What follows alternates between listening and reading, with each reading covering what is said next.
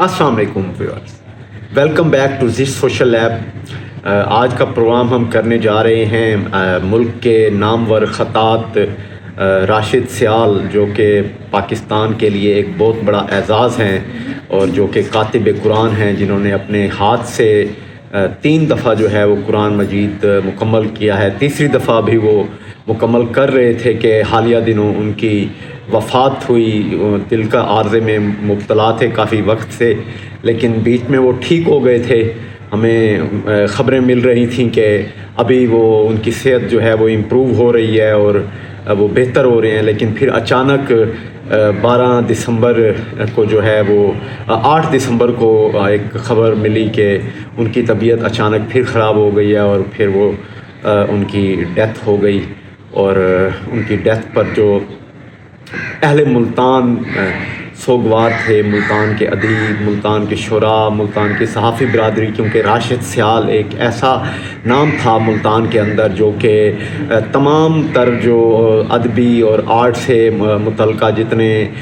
हलके थे उन सब से वो वाबस्ता थे और उन सब के साथ उनकी बहुत प्यार और मोहब्बत थी। इंतहाई पुर इखलास शख्सियत थे, बहुत नफीस शख्सियत के मालिक थे। मैं अक्सर औक़ात उनके ऑफ़िस जाया करता था और वहाँ जाकर यकीन करें कि जब हम गुफ्तगू करते थे तो उस सुबह से कैसे शाम हो जाती थी पता ही नहीं चलता था। तो वो एक वर्सटाइल इंसान थे। आवाज़ उनकी बहुत खूबसूरत थी, गाते थे, बहुत प्यारी आवाज़ में गुनगुनाते थे और इसके साथ शायरी का शगफ़ था उनको। अच्छी शायरी भी लिखते थे और साथ में ख़तात तो वो थे ही पाकिस्तान के नामवर ख़तात, बल्कि पाकिस्तान से बाहर भी लोग जो हैं वो मुतरिफ़ हैं उनके आर्ट के। और बहुत सारे जो इंटरनेशनल नुमाइशें हैं या बहुत सारे जो इंटरनेशनल फेस्टिवल होते हैं उनके अंदर भी जो है राशिद सियाल के फ़न पारों को रखा जाता है। हज़ारों की तादाद में उनके फ़नपारों की तादाद है। और अभी कल की बात है कि आर्ट्स कौंसल के अंदर मुल्तान की अदबी बैठक के ज़ेर एहतमाम जो है वो एक ताज़ियती रेफरेंस मुनक्कद किया गया और उस ताज़ियती रेफरेंस में मुझे भी जाने का मौका मिला। और मुख्तार अली जो कि राशिद सियाल के तरीना साथी थे, उन्होंने मुझे कहा कि आप भी आएँ। तो मैंने इस मौके की मुनासबत से सोचा कि इस राशिद सियाल की अक़ीदत के लिए जो है वो कुछ लिखा जाए। तो मैंने एक नज़्म जो है वो लिखी राशिद सियाल के लिए। तो वो नज़्म कल मैंने वहाँ उस अदबी बैठक के अंदर भी पढ़ी और आज जो है मैं वो नज़्म जो है आप लोगों की गोश गुजार करता हूँ। और फिर वो मुलाकातें अभी कि पता ही नहीं चला वक्त था कि रिश्ता जो है वो इतना मजबूत हो गया कि हमने बहुत सारे औकात जो है वो साथ गुजारे हैं। तो इस सब के साथ करते हुए मैं थोड़ा सा खुद भी इमोशनल हो रहा हूँ, क्योंकि राशिद भाई मेरे लिए बहुत अजीज थे। और जब ये खबर मुझ तक पहुंची कि उनकी वफात हो गई है तो मैं बता नहीं सकता कि मेरा क्या हाल था। मैं खुद पेशेंट भी हूँ तो बड़ा मुश्किल से मैंने कंट्रोल किया इसको। तो अभी भी जब मैं ये सब कुछ लिख रहा था तो मैंने कोई 2-3 नज़में तो कल जो है वो ऐसे लगता था कि शायद उनके पास अल्फाज ही नहीं हैं और वो इस लम्हे को या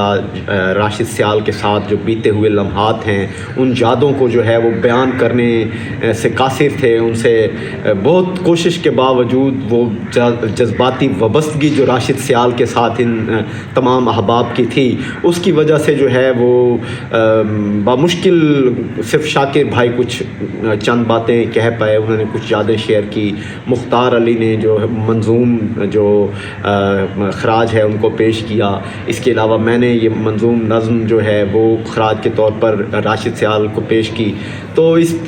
पूरे मुल्तान से जो है वो लोग आए हुए थे। जो अदबी बैठक का जो कमरा है वो मुकम्मल हो चुका था, भर गया था और लोग बाहर खड़े हुए थे, जगह नहीं थी अंदर। तो पूरी उस महफ़िल को देख के मतलब राशिद सियाल की तमाम तर 4 बेटियां जो जिनको मेहमान एज़ाज़ के तौर पर कल स्टेज पर बिठाया गया और उनकी बड़ी बेटी ने जब अपने बाबा के लिए बात की तो शायद ऐसे लगता था कि पूरी महफ़िल के अंदर मौजूद तमाम लोग आबीदा हो गए। تو اس منظر کو دیکھ کر جو ہے وہ راشد سیال کی بہت یاد آئی، اور راشد ہم آپ کو کبھی نہیں بھول سکتے، آپ کے جو فن پارے خاص طور پر ملتان آرٹ گیلری کے اندر موجود ہیں اور جہاں جہاں بھی موجود ہیں وہ ہمیشہ زندہ و جاوید رہیں گے، اور وہ اس سے آپ کا نام بھی ہمیشہ زندہ و جاوید رہے گا۔ شکریہ۔ سیال کے نام سے یہ نظم جو ہے وہ میں نے راشد سیال کو ڈیڈیکیٹ کی۔ رات کے پہلو میں خاموشی کے دیپ جلتے ہیں، گہرے سناٹوں میں ہنر کے گیت پلتے ہیں، اور راشد اے کاتب وقت و ہنر، راشد اے کاتب وقت و ہنر، تیری انگلیاں کے جیسے روشنی کا سفر، اور قرآنی راشد اے کاتب وقت و ہنر، تیری انگلیاں کے جیسے روشنی کا سفر، اور قرآنی حرفوں میں جو چمک لائی تھیں وہ لکیریں جو تقدیس میں نہائی تھیں، تو نے لفظوں کو پیکر جاں عطا کیا کاغذ کی، تو نے لفظوں کو پیکر جاں عطا کیا، سیاہی کو نوائے امکان عطا کیا، اور کاغذ کی سپیدی پر خواب بو دیے، کاغذ کی سپیدی پر خواب بو دیے، اور پھولوں جیسے ان میں رنگ پرو دیے، ہر حرف میں چھپا تھا نور یقین، ہر لکیر تھی جیسے سات مکین، مگر زندگی ایک لمحے کی مہلت نہ دے سکی، وہ آواز جو تیرے لمس کے مگر زندگی ایک لمحے کی مہلت نہ دے سکی، وہ اوزار جو تیرے لمس کے عادی تھے اب خاموش ہیں، وہ آواز